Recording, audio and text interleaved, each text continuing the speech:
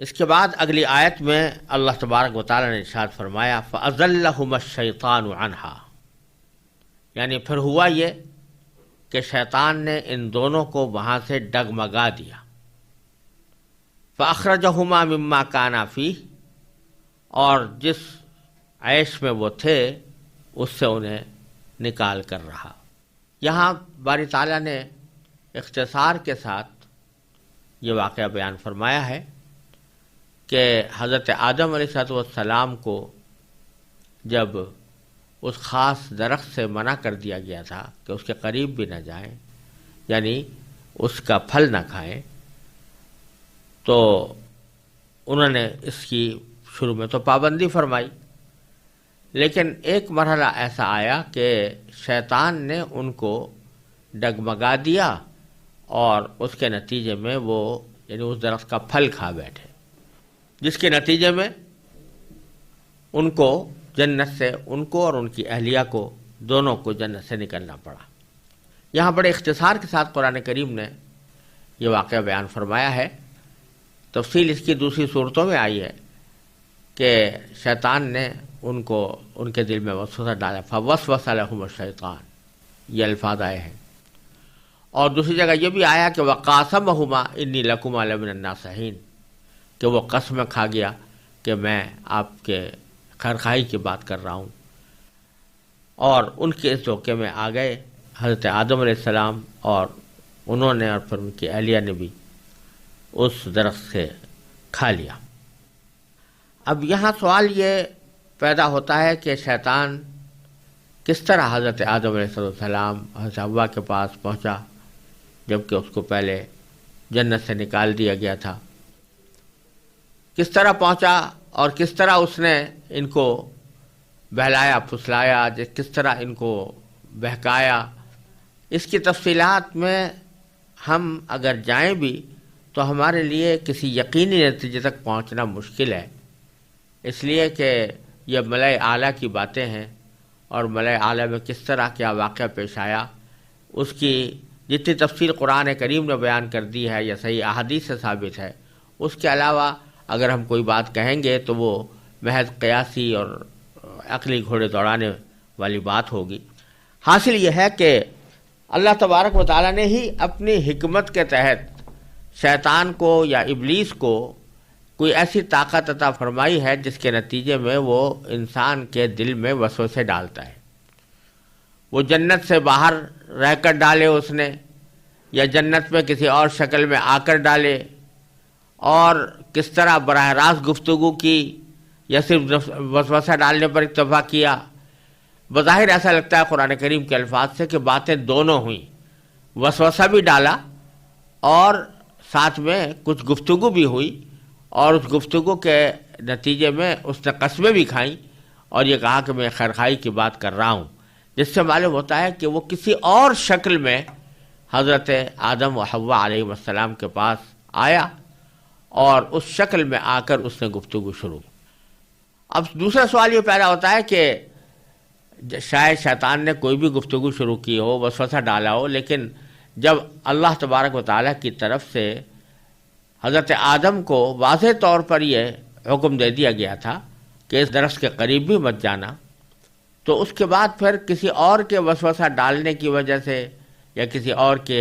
کچھ دلیلیں بیان کرنے کی وجہ سے کیسے حضرت آدم علیہ السلام دھوکے میں آ گئے اور یہ ان سے غلطی کیسے ہوئی؟ تو اس کا جواب یہ ہے کہ در حقیقت اس نے جو دلیلیں پیش کی وہ دلیلیں متعدد نوعیت کی ہو سکتی ہیں، اور وہ ایسی ہو سکتی ہیں جن کی بنا پر ایک آدمی کو دیانتداری کے ساتھ بھی دھوکہ لگ جائے، جس کو بونافائیڈ مسٹیک کہا جاتا ہے، کہ محض دیانتدارانہ طور پر انہوں نے ایک رائے قائم کی اور اس رائے میں ان کو غلطی ضرور ہوئی لیکن کوئی بددیانتی نہیں، کوئی معصیت یا نافرمانی کے ارادے سے نہیں کی. وہ کیا؟ مثلا ایک توجیہ یہ ہو سکتی ہے جو شیطان نے ہو سکتا ہے پہنچائی بھی ہو، کہ اللہ تبارک و تعالیٰ نے فرمایا تھا کہ اس درخت کے پاس مت جانا. وہ کسی خاص درخت کی طرف اشارہ کر کے فرمایا تھا. اس کا نام لے کر نہیں بلکہ اشارہ کر کے فرمایا کہ اس درخت کے پاس مت جانا۔ اب اس کا ایک مفہوم تو یہ ہو سکتا ہے کہ اس درخت سے مراد اس جنس کے تمام درخت ہیں۔ مثلا اگر فرض کریں اشارہ کیا، جیسا مشہور ہے کہ گندم کے درخت کی طرف، گندم کی بالی کی طرف کہ یہ مت کھانا، تو اشارہ تو ہو رہا ہے اس گندم کی بالی کی طرف اور اس کے پھل کی طرف، لیکن مقصود تو بظاہر یہی تھا اللہ تبارک و تعالیٰ کا کہ یہ گندم صرف اس جگہ جہاں اشارہ کیا جا رہا ہے یہی مراد نہیں ہے، بلکہ گندم کے جتنے بھی درخت ہیں ان کے گندم کا جو بھی پھل کہیں آ رہا ہو وہ کھانا ناجائز ہوگا۔ لیکن چونکہ بات اشارے سے کہی گئی تھی اور نام درخت کا بظاہر لیا نہیں گیا تھا، تو اس لیے یہ دھوکہ دینا ممکن تھا اور یہ دلیل میں ڈالنا بھی ممکن تھا کہ منع جو کیا گیا تھا اس خاص درخت سے منع کیا گیا تھا، اور جس درخت سے کھانے کی دعوت دی جا رہی ہے یہ بعین ہی وہ درخت نہیں ہے، اگرچہ ہے اسی جنس کا اور اسی پھل کا، لیکن یہ بعین ہی وہ درخت نہیں ہے جس کی طرف اشارہ کر کے اللہ تبارک و تعالی نے منع فرمایا تھا۔ تو ایک تو توجیہ اور ایک دلیل تو یہ ہوئی۔ دوسری دلیل جس کا ذکر قرآن کریم کی ایک اور آیت سے معلوم ہوتا ہے وہ یہ تھی کہ اللہ تبارک و تعالی نے تمہیں منع کیا تھا اس درخت کو کھانے سے اس بنا پر کہ یہ درخت بڑا مقوی ہے، اور یہ ایسا ہے کہ جو شخص اس درخت کو کھا لیتا ہے تو اس کو ایک ہمیشہ کی زندگی نصیب ہو جاتی ہے۔ تو یہ بڑا قوی درخت ہے، اور شروع میں جب تم کو پیدا کیا گیا تھا تو تمہارے معدے، تمہارے جسم کی طاقتیں اس لائق نہیں تھیں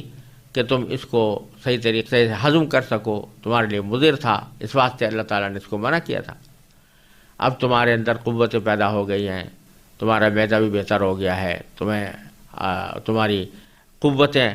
زیادہ ترقی کر گئی ہیں، تو اب اگر تم اس کو کھا لو گے تو وہ مانعات ختم ہو گئی۔ اور یہ اسی قسم کی دلیل ہے جیسے کہ آج کل بعض لوگ قرآن شریف کے بعض احکام کے بارے میں اس قسم کی خیالی دلیلیں پیش کیا کرتے ہیں کہ فلاں چیز کی حرمت تو اس وجہ سے آئی تھی، آج وہ وجہ موجود نہیں ہے لہذا حرمت بھی ختم ہو گئی۔ مثلا کہتے ہیں کہ بھئی یہ جو بعض لوگوں نے یہاں تک کہہ دیا ہے کہ خنزیر کی جو ممانعت تھی وہ اس لیے تھی کہ خنزیر اس زمانے میں بڑے نجاستوں کے ڈھیر کے اوپر پرورش پاتے تھے اور گندے پڑے رہتے تھے، اور ان کی گوشت کے اندر بڑے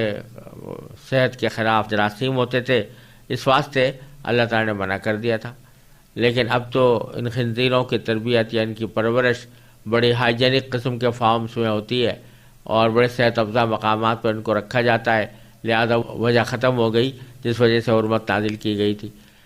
اسی طرح کی بات دلیلیں بعض لوگ عقلی بنیادوں پر پیش کرنے کی کوشش کرتے ہیں قرآن کریم کی صریح نصوص کے مقابلے میں، تو اسی قسم کی کوئی دلیل شاید حضرت آدم علیہ السلام کو بھی پیش کر دی گئی ہوگی کہ هل ادلکم علی شجرۃ الخلد وملک لا یبلی، جس کا ذکر قرآن کریم میں دوسری جگہ فرمایا ہے۔ تو خلاصہ یہ کہ یہ تجویز پیش کی کہ اول تو یہ وہ درخت نہیں ہے جس کی ممانعت کی گئی تھی، دوسرا یہ کہ اگر ممانعت کی بھی گئی تھی تو وہ در حقیقت ایک عارضی طور پر تمہاری کمزوری کی وجہ سے تھی، اب وہ کمزوری زائل ہو گئی ہے تو اس وجہ سے تمہیں اب اس میں سے کھانے میں کچھ حرج نہیں۔ بہرحال یہ ایک اجتہادی نوعیت کی غلطی تھی جو حضرت آدم علیہ السلام سے سرزد ہوئی، اور یہاں یہ بھی سمجھ لینا چاہیے انبیاء علیہ والسلام کو اللہ تعالیٰ ایک خاص صفت عطا فرماتے ہیں جس کو عصمت کہا جاتا ہے، یعنی انبیاء علیہ السلام معصوم ہوتے ہیں۔ معصوم ہونے کے معنی یہ ہوتے ہیں کہ ان سے کسی نافرمانی اور گناہ، صریح نافرمانی اور گناہ کا صدور نہیں ہوتا، یعنی وہ جان بوجھ کر کوئی گناہ نہیں کرتے۔ البتہ کبھی بھول چوک سے یا اجتہادی غلطی سے کوئی عمل صادر ہو جاتا ہے جو حقیقت میں گناہ نہیں ہوتا کیونکہ جان بوجھ کر نہیں کیا، اور دوسرا یہ کہ کسی دلیل کی بنیاد پر کیا، تو اس وجہ سے وہ اجتہادی نوعیت کی غلطی ہوتی ہے، گناہ نہیں ہوتا، لیکن چونکہ انبیاء کرام کا مقام بہت بلند ہے، اس لیے بعض اوقات ان کی اجتہادی غلطی کو بھی قرآن کریم میں ذنب سے یا گناہ سے تعبیر کر دیا گیا ہے۔ تو اللہ تبارک و تعالی نے حضرت آدم علیہ السلام کے اس غلطی کا ایک دو جگہ ذکر فرمایا ہے، تو وہاں پر ایسے الفاظ استعمال فرمایا فنسیہ، کہ وہ بھول گئے۔ اب بھول سے مراد یہاں پر یہ ہے کہ جسے ہمارے اردو میں بھول چوک کہا جاتا ہے،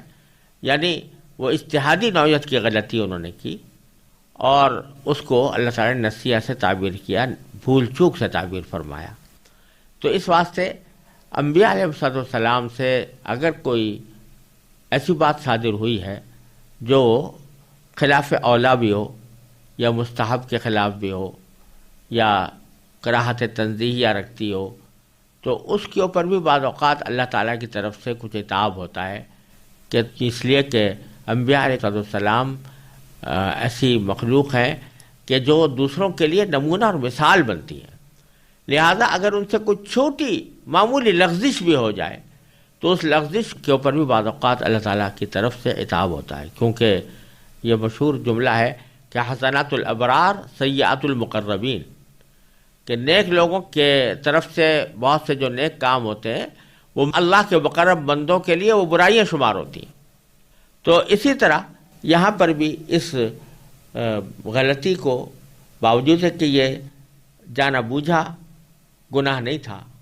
یا ایسا گناہ نہیں تھا جس پر مواخذہ ہو، لیکن یہ ایک اجتہادی غلطی تھی، اس کے باوجود اللہ تبارک و تعالیٰ نے اس موقع پر اس کے اوپر عتاب فرمایا اور فرمایا وَقُلْنَا اهْبِطُوا بَعْضُكُمْ لِبَعْضٍ عَدُوٌّ، فرمایا کہ ہم نے ان سے کہا، یعنی ان کو حکم دیا کہ اب نیچے اتر جاؤ، یعنی زمین کے اوپر چلے جاؤ۔ بَعْضُكُمْ لِبَعْضٍ عَدُوٌّ، اس طرح تم ایک دوسرے کے دشمن ہو گئے، ایک دوسرے کے دشمن ہو گئے۔ اس میں یہ معنی بھی ہو سکتے ہیں کہ تم ایک دوسرے کے سے مراد انسان اور شیطان ہیں، کہ انسان اور شیطان ایک دوسرے کے دشمن ہوں گے،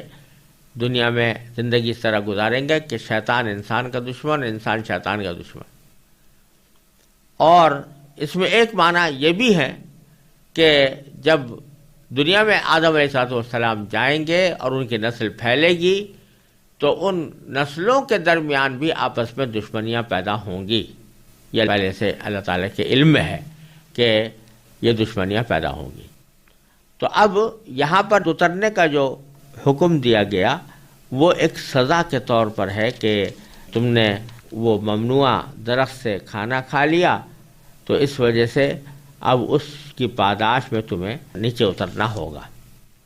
اور ساتھ میں فرما دیا وَلَكُمْ فِي الْأَرْضِ مُسْتَقَرٌّ وَمَتَاعٌ إِلَىٰ حِينٍ، کہ زمین میں تمہارے لیے ایک ٹھکانہ ہوگا اور ایک مدت تک فائدہ اٹھانا تمہارے لیے طے کر دیا گیا ہے، یعنی ایک عرصے تک تم زمین میں رہو گے، انسان جنات سب زمین میں رہیں گے اور زمین کی نعمتوں سے فائدہ بھی اٹھائیں گے، لیکن إِلَىٰ حِينٍ، ہمیشہ کے لیے نہیں، ایک معین مدت تک کے لیے تم لوگ یہاں پر رہو گے۔ یہ جب سزا کی بات آئی تو آدم علیہ السلام بڑے پریشان ہوئے، کیونکہ اس سے پہلے کہ نہ کبھی کوئی خطا کا تصور تھا، نہ غلطی کا تصور تھا، نہ گناہ کا تصور تھا، نہ اللہ تعالیٰ کی طرف سے کسی سزا کا تصور تھا۔ غلطی ہو گئی تو اس غلطی کو کس طرح مٹایا جائے اور اس سے کس طرح معافی مانگی جائے، اس کا کوئی طریقہ اس وقت حضرت آدم علیہ السلام کو معلوم نہیں تھا۔ پہلے انسان تھے اور پہلی بار غلطی ہوئی تھی، اس وجہ سے معلوم نہیں تھا کہ اب میں کس طرح توبہ کروں، کس طرح معافی مانگوں۔ تو اللہ تعالیٰ فرماتے ہیں فَتَلَقَّىٰ آدَمُ مِن رَبِّهِ كَلِمَاتٍ، پھر آدم نے اپنے پروردگار سے توبہ کے کچھ الفاظ سیکھ لیے، یعنی توبہ کے الفاظ بھی خود اللہ میاں سے ہی مانگے کہ میں کس الفاظ میں آپ سے توبہ کروں، کس الفاظ سے آپ سے معافی مانگوں۔ اللہ تبارک و تعالی نے وہ الفاظ سکھائے جو دوسری جگہ پر اللہ تبارک و تعالی نے بیان فرمایا سورہ اعراف میں کہ ربنا ظلمنا انفسنا تو ان لم تغفر لنا وترحمنا لنکونن من الخاسرین، کہ اے ہمارے پروردگار ہم نے اپنی جانوں پر ظلم کر لیا ہے، اور اگر آپ ہماری مغفرت نہیں فرمائیں گے اور ہم پر رحم نہیں کریں گے تو ہم ان لوگوں میں داخل ہو جائیں گے جو برباد ہو جاتے ہیں، نقصان اٹھانے والوں میں شامل ہو جائیں گے۔ یہ کلمات ہیں جو اللہ تبارک و تعالی نے ہی سکھائے حضرت آدم علیہ السلام کو کہ ان الفاظ سے دعا مانگو، ان الفاظ سے معافی مانگو۔ چنانچہ انہوں نے معافی مانگی، فتاب علیہ، تو اللہ تبارک و تعالی نے ان کی توبہ قبول فرما لی۔ یہاں پر یہ بات بھی قابل ذکر ہے کہ کسی بھی دعا کے لیے یا توبہ کے لیے جو اللہ تبارک و تعالی الفاظ خود سکھاتے ہیں کہ ان الفاظ کو استعمال کرو، تو ان میں قبولیت کی امید بہت زیادہ ہوتی ہے۔ یعنی یہ ایسا ہی ہے کہ جیسے کوئی حاکم درخواست کا مضمون خود لکھ کے بتا دے کہ اس قسم کی درخواست پیش کرو، تو جو درخواست کا مضمون حاکم نے پہلے ہی لکھ کے بتا دیا تو غالب گمان یہ ہے کہ وہ رد نہیں ہوگا۔ تو جن چیزوں کو اللہ تبارک و تعالیٰ نے، جن چیزوں کے لیے دعائیں تلقین فرمائی ہیں، خود تلقین فرمائی ہے، ان کی قبولیت کی امید اللہ تعالیٰ کی رحمت سے زیادہ ہوتی ہے۔ تو ربنا ظلمنا انفسنا کی دعا جو ہے یہ چونکہ اللہ تبارک و تعالیٰ نے خود آدم علیہ السلام کو سکھائی اور پہلے اس موقع پر سکھائی جب پہلی بار ان سے خطا ہوئی تھی، تو اس وجہ سے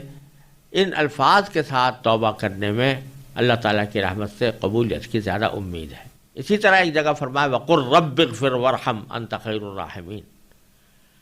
یوں کہو کہ اے پر پروردگار مغفرت فرما اور رحم فرما۔ تو جب اللہ تعالیٰ خود فرما رہے ہیں کہ اس طرح کہو، تو یہ بات اللہ تعالیٰ کی رحمت سے بالکل بعید ہے کہ وہ خود سے کوئی کلمات سکھائیں اور کہیں کہ اس طرح دعا مانگو اور پھر اس کو رد فرما دیں۔ لہذا ان میں قبولیت کی زیادہ توقع، زیادہ امید ہے۔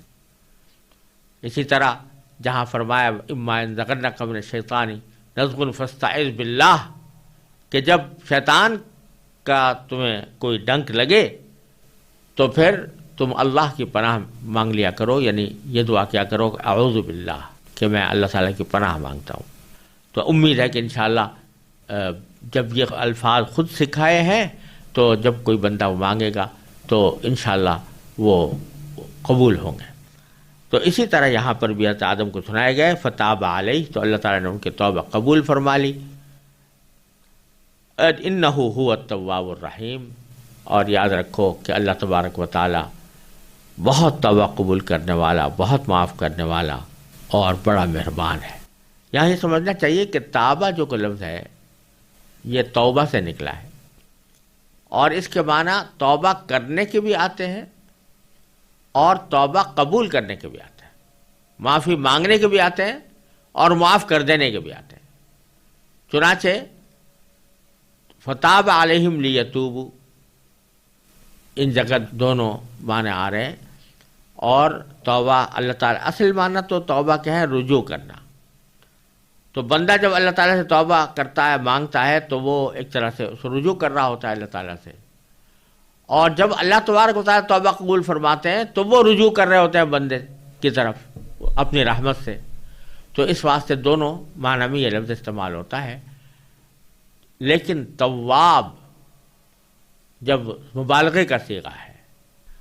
تو اللہ تعالیٰ بڑے توبہ قبول کرنے والے بھی ہیں، رحم کرنے والے بھی ہیں، اس لیے ہم نے ان کے اس خطا کو معاف کر دیا اور دنیا کی طرف واپس بھیج دیا، جس کا ذکر اگلی آیت میں آ رہا ہے۔ چنانچہ اگلی آیت میں اللہ تبارک و تعالیٰ نے ارشاد فرمایا ہے کہ قُلْنَا اهْبِطُوا مِنْهَا جَمِيعًا، یعنی ہم نے کہا کہ اب تم سب یہاں سے اتر جاؤ۔ سب سے یہاں پر مراد تینوں ہیں، یعنی حضرت آدم علیہ السلام بھی، حضرت حوا بھی، اور شیطان اور ابلیس بھی۔ اور پھر فرمایا کہ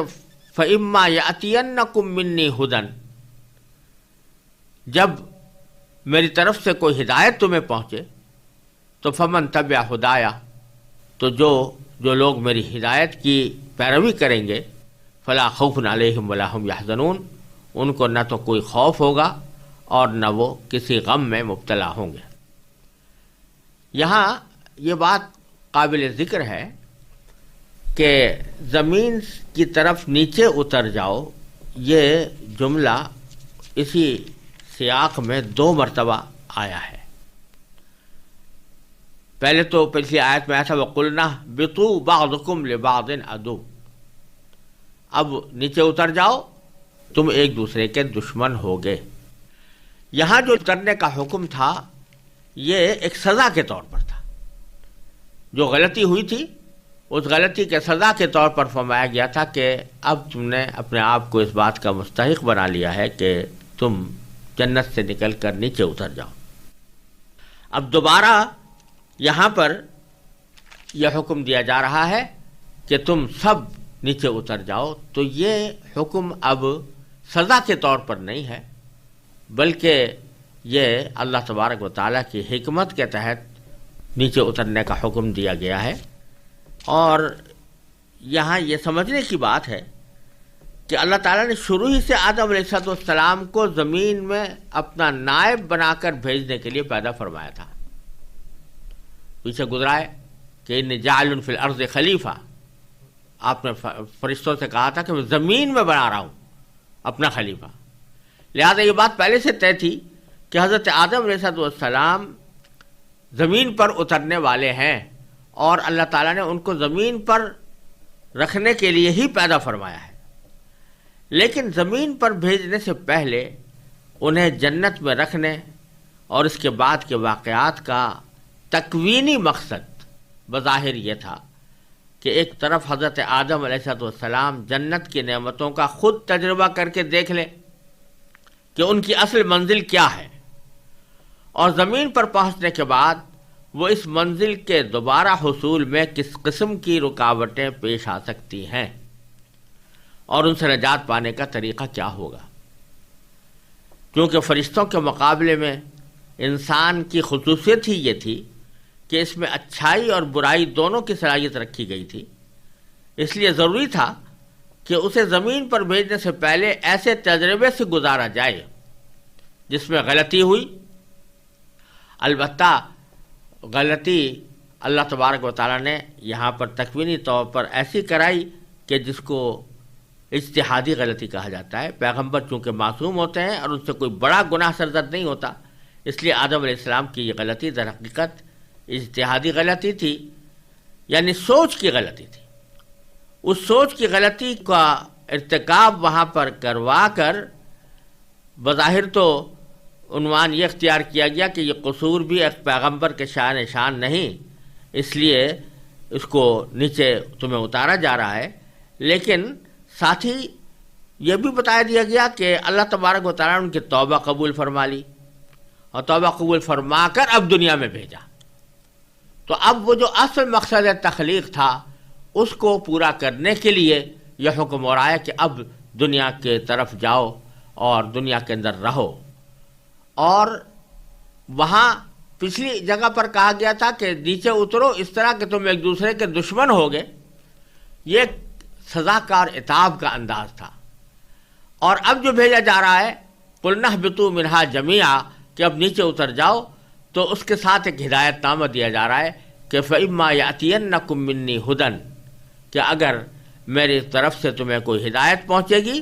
تو جو لوگ میری ہدایت کی پیروی کریں گے ان کو نہ خوف ہوگا نہ وہ غمگین ہوں گے۔ اور آگے فرمایا کہ وَالَّذِينَ كَفَرُوا وَكَذَّبُوا بِآيَاتِنَا، جو کفر کا رویہ اختیار کریں گے اور ہماری آیتوں کو جھٹلائیں گے تو وہ جہنمی ہوں گے اور وہ اس میں ہمیشہ رہیں گے۔ یہ بات اس طرح کہی جا رہی ہے کہ اب ہم تمہیں جس مقصد کے لیے تم کو پیدا کیا گیا تھا، اور وہ تھا کہ زمین میں اپنا خلیفہ بنا کر تمہیں بھیجا جائے، اس خلافت کے لیے اب تم تیار ہو گئے ہو، اور چونکہ تم سے غلطی بھی ہوئی اور تم نے توبہ بھی کر لی، اللہ تعالیٰ نے توبہ قبول بھی فرما لی، تو اب تم اس لائق بن گئے ہو کہ تمہیں زمین میں خلیفہ بنایا جائے۔ اور یہ تجربہ در حقیقت کرا کر اللہ تبارک و تعالیٰ نے ان کو اس بات کا ایک اہل بنا دیا کہ ایک راستہ بھی بتا دیا کہ جب دنیا کے اندر تم رہو گے اور دنیا کی حالات سے سابقہ تمہارا پیش آئے گا تو اس کے نتیجے میں کبھی کبھی گناہ کے دائیں بھی پیدا ہوں گے، کبھی تم سے غلطی بھی ہو جائے گی، لیکن ایسے موقع پر اس غلطی پر ڈٹے رہنے کے بجائے یا اس پر اصرار کرنے کے بجائے تمہارا رویہ وہی ہونا چاہیے جو تم نے یہاں اختیار کیا، اور جو کلمات ہم نے تمہیں سکھائے تھے اس کے ذریعے تم نے استغفار کیا، اپنی غلطی پر نادم ہوئے۔ اسی طرح اگر زندگی کے گزارنے کے دوران تم سے اس قسم کے واقعات پیش آئیں تو اس وقت بھی تمہارا رویہ یہی ہونا چاہیے، اور اس کے نتیجے میں ہی اللہ تبارک و تعالیٰ تمہیں معاف فرمائیں گے۔ ایک دوسرا نقطہ یہاں پر یہ قابل ذکر ہے کہ قرآن کریم نے صاف صاف فرما دیا کہ آدم علیہ السلام نے جب استغفار کیا تو اللہ تعالیٰ نے ان کی توبہ قبول فرما لی۔ اس طرح اس عیسائی عقیدے کی تردید فرما دی گئی ہے جس کا کہنا یہ ہے کہ آدم علیہ السلام کا یہ گناہ ہمیشہ کے لیے انسان کی سرشت میں داخل ہو گیا تھا۔ عیسائی عقیدہ جو کفارہ کہلاتا ہے اس کا حاصل یہ ہے کہ حضرت آدم علیہ السلام نے جو یہ غلطی کی تھی یہ باقاعدہ ایک گناہ تھا، بلکہ ان کے مشہور عالم سینٹ آگسٹائن نے یہ لکھا ہے کہ یہ بہت سارے گناہوں کا مجموعہ تھا، اور اس کی سزا یہ تھی کہ ان کو موت کی سزا دی جاتی، آدم علیہ السلام کو موت کی سزا دی جاتی، کیونکہ تورات کی نقطۂ نظر سے جو کوئی شخص ایسا گناہ کرے تو تورات میں بھی مذکور ہے کہ جب اللہ تبارک و تعالیٰ نے یہ فرمایا تھا کہ تم اس درخت سے کچھ مت کھانا، تو ساتھ ہی ساتھ یہ بھی فرما دیا تھا کہ اگر تو نے کھایا تو تو مرا، یعنی اگر تو اس کو کھائے گا تو تو موت کا مستحق ہوگا۔ تو یہ گناہ جو ہے یہ انسانوں کے سرشت میں داخل ہو گیا تھا، جس کے نتیجے میں ہر بچہ ماں کے پیٹ سے گناہگار پیدا ہوتا ہے، اور اس مشکل کے حل کے لیے اللہ تعالیٰ کو اپنا بیٹا دنیا میں بھیج کر اسے قربان کرنا پڑا۔ ایک عیسائی عقیدہ یہ ہے کہ چونکہ ہر انسان گناہگار ہے اور اس کی سزا موت ہے، تو سارے دنیا کو سزائے موت دینے کے بجائے اللہ تبارک و تعالیٰ نے اپنا بیٹا بھیج دیا حضرت مسیح علیہ السلام کی شکل میں، اور اس نے اپنی قربانی دی، اس کو قربان کر دیا گیا، تو وہ ساری دنیا کے لیے کفارہ بن گیا۔ قرآن کریم نے دو ٹوک الفاظ میں اعلان فرما دیا کہ اللہ تبارک و تعالیٰ نے ان کی توبہ قبول فرما لی تھی، اس لیے نہ وہ گناہ باقی رہا، نہ اس کی اولاد آدم کی طرف منتقل ہونے کا کوئی سوال پیدا ہوتا ہے، کیونکہ قاعدہ یہ ہے کہ جب اللہ تبارک و تعالیٰ توبہ قبول فرما لیں تو پھر وہ گناہ انسان کے نام اعمال ہی سے مٹا دیا جاتا ہے۔ تو جب اللہ تعالیٰ نے توبہ قبول فرما لی تو اب اس گناہ کا وجود ہی نہ رہا، اور یہ کہنا کہ پھر وہ ان کی اولاد کی طرف منتقل ہوتا رہا، ان کے سرشت میں داخل ہو گیا جس کی وجہ سے ان کو کفارے کی ضرورت پیش آئی، یہ بات قرآن کریم کے ایک جملے نے ختم کر دیا ہے کہ اللہ تعالیٰ نے ان کی توبہ قبول فرما لی تھی۔ پھر آگے اللہ تبارک و تعالیٰ نے آدم علیہ السلام کو بھیجتے ہوئے ایک اصول یہ بیان فرما دیا کہ جب تم دنیا میں زندگی گزارو گے تو وقتاً فوقتاً میں ایسے پیغمبر بھیجوں گا اور ایسی کتابیں نازل کروں گا جس میں تمہارے لیے ہدایت کا سامان ہوگا۔ فَإِمَّا يَأْتِيَنَّكُم مِّنِّي هُدًى، چنانچہ جب میری طرف سے کوئی ہدایت تمہیں پہنچے تو اس وقت تمہیں چاہیے کہ اس کی پیروی کرو۔ اس میں اشارہ اس بات کی طرف فرما دیا گیا کہ اب آئندہ میری طرف سے پیغمبروں کے بھیجنے کا سلسلہ بھی جاری رہے گا، اور ان کے ذریعے وحی کا پیغام دنیا تک پہنچانے کا سلسلہ بھی جاری رہے گا، اور تمہارا کام یہ ہوگا اور تمہاری اولاد کا کام یہ ہوگا کہ اس ہدایت کو قبول کرو اور اس کی پیروی کرو۔ تو جو لوگ میری ہدایت کی پیروی کریں گے فمن تبع ہدایا، جو میری ہدایت کی پیروی کریں گے فلا خوف علیہم ولا هم یحزنون، تو نہ ان کے اوپر کوئی خوف ہوگا اور نہ وہ کسی غم میں مبتلا ہوں گے۔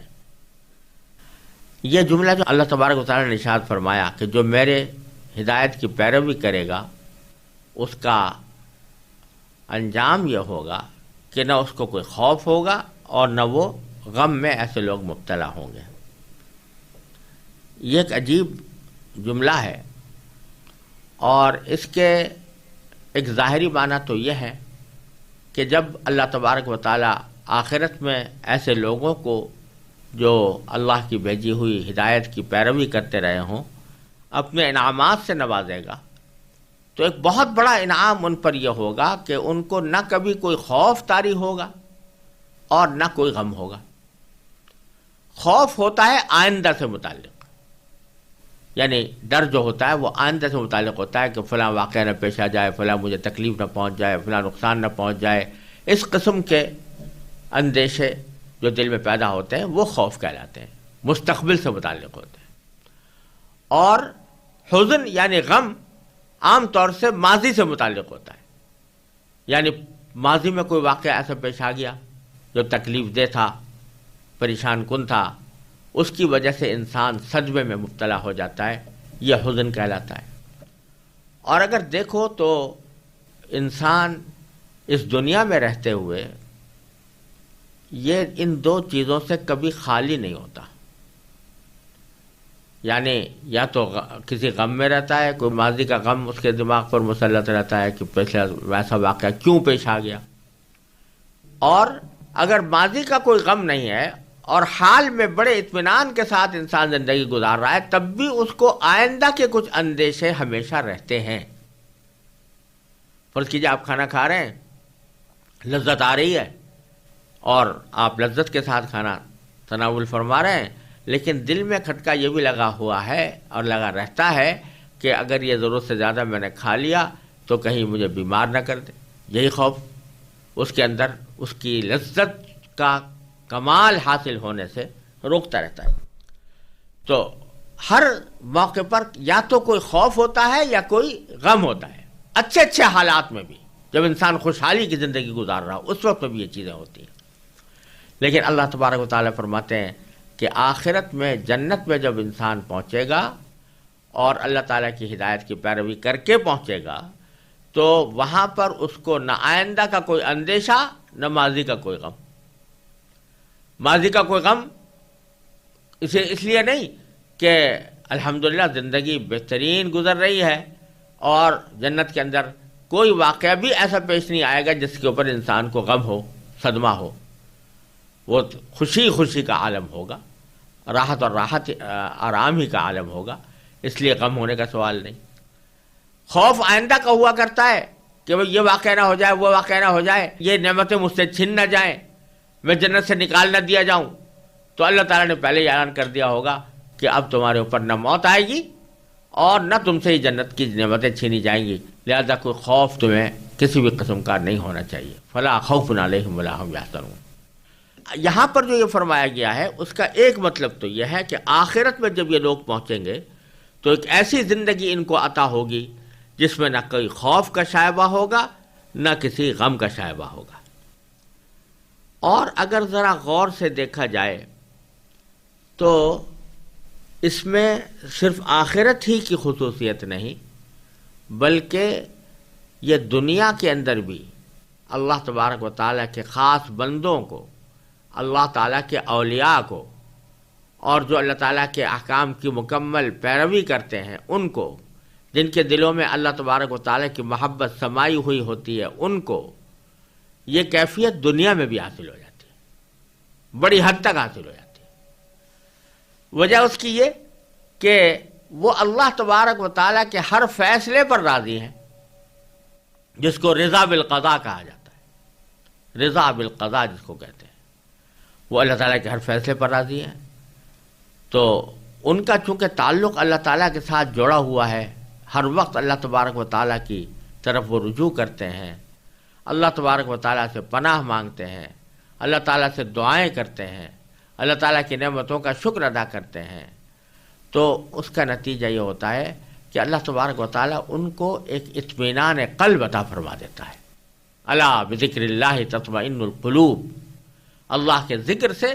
یعنی اللہ تعالیٰ کے ساتھ تعلق قائم کرنے کے نتیجے میں دلوں میں اطمینان حاصل ہوتا ہے، دلوں کو اطمینان حاصل ہوتا ہے۔ لہذا اگر فرض کرو کوئی آئندہ کا اندیشہ ہو رہا ہے جس میں کہ عام لوگ خوف میں مبتلا ہوتے ہیں، تو یہ خوف میں اتنے بڑے خوف میں مبتلا نہیں ہوتے، کوئی واہمہ تو گزرتا ہوگا، لیکن وہ خوف ان کو بے چین اس لیے نہیں کرتا کہ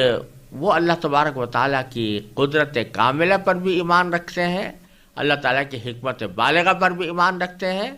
اور ہر آنے والے شر سے اللہ تبارک و تعالیٰ کی پناہ بھی مانگتے رہتے ہیں۔ تو ان کو اس بات کا اطمینان حاصل ہوتا ہے کہ اگر یہ شر ہے تو انشاءاللہ اللہ تعالیٰ دور فرما دیں گے، ہمارے دعائیں قبول فرمائیں گے، اور اگر یہ اللہ تعالیٰ کی تکوینی حکمت کے تحت یہ کوئی شر نہیں ہے تو اس کی مشیت اس میں ہے کہ یہ واقعہ اس طرح رونما ہو، اور جب اس کی مشیت اس میں ہے اور اس نے یہ فیصلہ کر دیا ہے جو عین حکمت پر مبنی ہے، لہذا ہم اس پر راضی ہیں۔ تو جب راضی ہیں تو وہ خوف جو کہ عام طور سے لوگوں کو بے چین کیا کرتا ہے، وہ اللہ تعالیٰ کے ساتھ تعلق رکھنے والے انسانوں کو اتنا بے چین نہیں کرتا۔ اسی طرح ماضی کے اوپر جو صدمہ ہوتا ہے وہ اس لیے ہوتا ہے کہ ماضی کے اندر کوئی تکلیف دہ جو واقعہ پیش آیا ہے وہ پیش آ گیا، اس کی تلافی ممکن نہیں ہے، اس کو لوٹایا نہیں جا سکتا، تو اس لیے لوگ صدمے میں مبتلا ہوتے ہیں۔ لیکن جو شخص اللہ تبارک و تعالیٰ کے ساتھ تعلق رکھنے والا ہے، اس کا تعلق اللہ تعالیٰ کے ساتھ جڑا ہوا ہے، وہ اللہ تعالیٰ کی طرف رجوع کرنے والا ہے، تو ہر صدمے کے موقع پر وہ یہ کہتا ہے کہ انا للہ و انا الیہ راجعون، اور اس صدمے کے موقع پر وہ اس بات کا اللہ تبارک و تعالیٰ سے ذکر کرتا ہے کہ مجھے صدمہ ضرور ہوا لیکن میں آپ کے فیصلے پر راضی ہوں، میں راضی بقضا ہوں، آپ کی قضا پر، آپ کے فیصلے پر راضی ہوں۔ تو اس کو پتہ ہے کہ اس تکلیف کے باوجود اور اس صدمے کے باوجود میرا آخرت میں فائدہ ہوگا کہ مجھے اللہ تبارک و تعالیٰ اس کا اجر و ثواب عطا فرمائیں گے۔ تو جب یہ تصور آتا ہے تو غم کی بات پر بھی وہ غم نہیں ہوتا جو انسان کو بے چین کر دے، جو انسان کو پریشانی میں مبتلا کر دے۔ تو اس واسطے جو اللہ کے نیک بندے ہوتے ہیں ان کے بارے میں فرمایا الا ان اولیاء اللہ لا خوف علیہم ولا هم یحزنون، جو اللہ کے دوست ہوتے ہیں، اللہ کے ولی ہوتے ہیں، ان کو نہ خوف ہے اور نہ ان کو کوئی صدمہ ہے۔ تو وہ خوف اور صدمہ آخرت میں تو بالکل ہی نہیں ہوگا،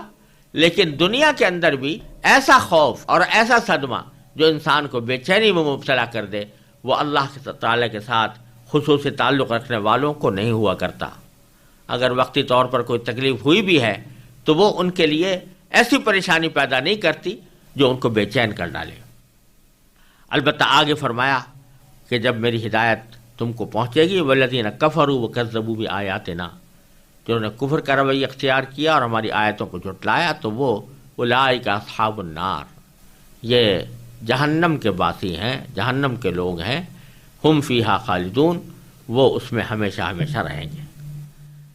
یہاں تک اللہ تبارک و تعالیٰ نے ایک عجیب ترتیب کے ساتھ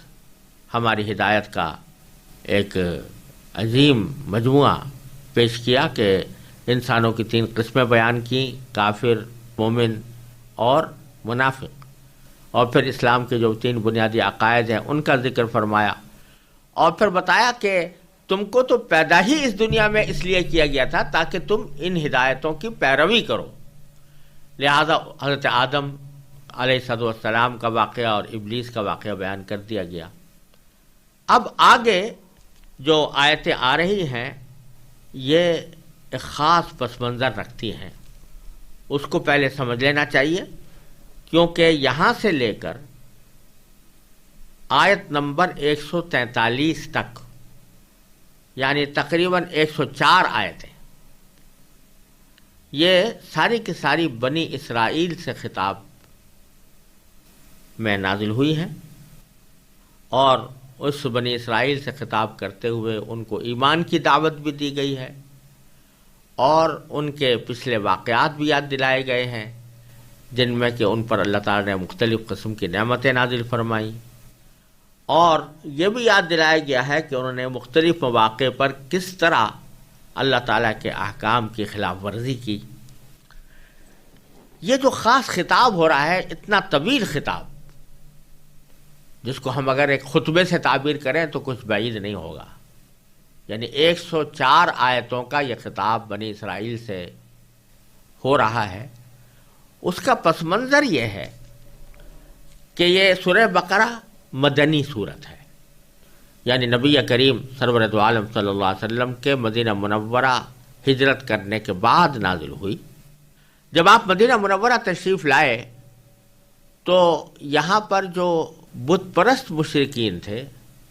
وہ تو الحمدللہ نبی کریم سرور دو عالم صلی اللہ علیہ وسلم کی دعوت پر لبیک کہتے ہوئے مسلمان ہو گئے تھے، اور ان میں کوئی قابل ذکر عنصر ایسا نہیں رہا تھا جو ابھی تک اسلام سے محروم ہو۔ بت پرستی انہوں نے ترک کر دی تھی اور نبی کریم سرور دو عالم صلی اللہ علیہ وسلم کے احکام پر عمل شروع کر دیا تھا۔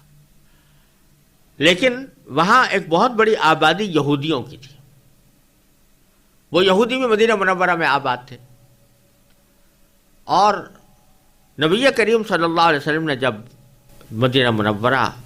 کی طرف ہجرت فرمائی تو چونکہ اسلام کا مقصد یہ کبھی نہیں ہوتا کہ لوگوں کو زبردستی مسلمان بنایا جائے، بلکہ ان کو دعوت ضرور دی جاتی ہے اور اہتمام کے ساتھ دی جاتی ہے، لیکن مطلوب یہ ہے کہ وہ اپنے اختیار سے اسلام لائیں، کوئی زبردستی کسی کو پر کرنا اسلام کا تقاضا نہیں ہے، جیسا کہ آگے قرآن کریم کے اندر آئے گا کہ لا اکراہ فی الدین، دین میں کوئی زبردستی نہیں ہے۔ اس لیے نبی کریم صلی اللہ علیہ وسلم نے یہودیوں کو دعوت تو دینی شروع کی، لیکن ان کو ظاہر ہے کہ اپنے مدینہ منورہ کے سربراہ ہونے کی حیثیت سے کوئی زبردستی کا نشانہ ان کو نہیں بنایا، بلکہ ان کے ساتھ امن کا معاہدہ رکھا، امن کا معاہدہ کیا۔ اس کے بعد ان کو دعوت دینی شروع کی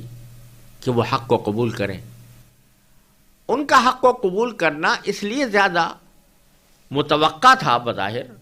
کہ ان کے پاس کتابیں آ چکی تھیں۔ بت پرست لوگ تو آسمانی ہدایت سے ہمیشہ سے محروم تھے، لیکن یہودیوں کے پاس کتابیں تھیں، ان کے پاس تورات آئی تھی، اور وہ تورات کے بڑے حصے ان کے پاس اب بھی موجود تھے، اور اس تورات کے اندر نبی کریم سرور دو عالم صلی اللہ علیہ وسلم کی تشریف آوری کی پیشین گوئیاں واضح الفاظ میں موجود تھیں، چنانچہ وہ انتظار کرتے تھے کہ آخر زمانے میں نبی کریم صلی اللہ علیہ وسلم تشریف لانے والے ہیں، نبی آخر الزماں آنے والے ہیں۔ لیکن ساتھ ہی ان کو توقع یہ تھی کہ اب تک جتنے پیغمبر آئے ہیں وہ بنو اسرائیل سے آئے ہیں، اور حضرت اسرائیل علیہ السلام کی اولاد سے آئے۔ اسرائیل یا نام ہے حضرت یعقوب علیہ السلام کا، ان کے دو نام تھے، ایک یعقوب اور ایک اسرائیل، اور اسرائیل کا لفظ خاص طور پر ان کے لیے اس لیے بھی کہا جاتا ہے کہ اسرائیل عبرانی زبان میں اس کے معنی ہے عبداللہ، اللہ کا بندہ، تو اس نام کو خاص طور پر اختیار کیا گیا، اور ان کی ساری اولاد کو بنی اسرائیل کہا جاتا ہے۔ پیچھے انبیاء کرام علیہ السلام جو تشریف لائے ہیں، موسیٰ علیہ السلام اور عیسیٰ علیہ السلام، داؤد علیہ السلام وغیرہ وغیرہ، وہ حضرت یعقوب علیہ السلام ہی کی اولاد میں سے آتے رہے ہیں۔ تو ان یہودیوں کو توقع یہ تھی کہ آخری زمانے کے پیغمبر بھی اسی خاندان سے ہوں گے اور ہم ہی میں سے ہوں گے، بنی اسرائیل میں سے ہوں گے۔ لیکن جب نبی کریم صلی اللہ علیہ وسلم کو حضرت اسماعیل علیہ السلام کی اولاد سے اللہ تعالیٰ نے منتخب فرما کر بھیجا تو ان کو اچانک دھکا لگا اور یہ حسد میں مبتلا ہو گئے۔ ان کے دماغ میں یہ بات آئی کہ دنیا کی امامت کے اصل حقدار تو ہم ہیں، کیونکہ ہم اسرائیل کی اولاد ہیں، اور واقعہ یہ تھا کہ حضرت یعقوب علیہ السلام کی فضیلت کی وجہ سے اللہ تعالیٰ نے ان کی اولاد کو ایک فضیلت بخشی تھی، ان کو نبوت کے ایک سلسلے کے لیے منتخب فرمایا تھا، اس لیے ان کے دماغ میں یہ بات تھی کہ ہم ہی لوگ اس کے اہل ہیں، اور بنی اسماعیل میں اگر یہ آئے ہیں تو یہ ہماری گویا ایک طرح سے معاذ اللہ حق تلفی ہوئی ہے، یا کم از کم ان کو حسد پیدا ہو گیا کہ یہ شرف بنو اسماعیل کو کیوں حاصل ہوا، بنو اسرائیل سے کیوں لے لیا گیا۔ تو مجھے ایسا لگتا ہے واللہ سبحانہ و تعالی عالم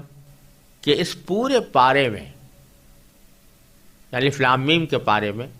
اور دوسرے یعنی سیقول والے پارے کے ابتدا تک ان کی اس غلط فہمی کا ازالہ مقصود ہے۔ بتلانا یہ مقصود ہے کہ فضیلت یا اللہ تعالیٰ کے ساتھ قرب کسی رنگ یا نسل کا خاصہ نہیں ہوتا، کسی خاص خاندان کی میراث نہیں ہوتی کہ اسی خاندان کے اندر ہمیشہ اللہ تعالیٰ کا فضل رہے، اللہ تعالیٰ کی رحمتیں رہیں، اللہ تعالیٰ کا وہ مقرب بنا رہے، بلکہ دار و مدار اس بات پر ہوتا ہے کہ کس کے اعمال کیسے ہیں، اسی کے حساب سے ان کو منصب دیا جاتا ہے، اسی کے حساب سے ان کو اللہ تعالیٰ کے ساتھ قرب کا اندازہ قائم کیا جاتا ہے، اور اگر کسی کے اعمال اچھے ہیں تو کسی وقت میں وہ فضیلت بھی رکھ سکتا ہے اور اس کو امامت کا منصب بھی دیا جا سکتا ہے، اور اگر کسی وقت اس کے اعمال خراب ہو گئے ہیں تو امامت کا منصب اس سے چھینا بھی جا سکتا ہے۔ تو یہاں اللہ تبارک و تعالیٰ بتلانا یہ چاہ رہے ہیں واللہ سبحانہ عالم کہ اس وقت جو یہ ایک تبدیلی آئی ہے کہ نبوت اور رسالت کا منصب